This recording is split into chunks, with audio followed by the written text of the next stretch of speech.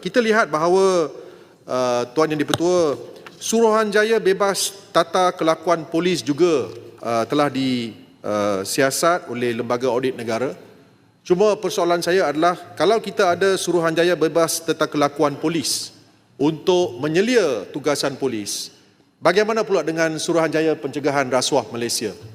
Baru-baru ini kita dengar pelbagai perkara yang telah diberi tumpuan liputan, bukan saja surat khabar dan media masa tempatan tetapi juga oleh surat khabar dan media masa di luar negara, iaitu termasuklah Bloomberg, di mana kita dengar bahawa Suruhanjaya Pencegahan Rasuah Malaysia telah pun dicop sebagai corporate mafia.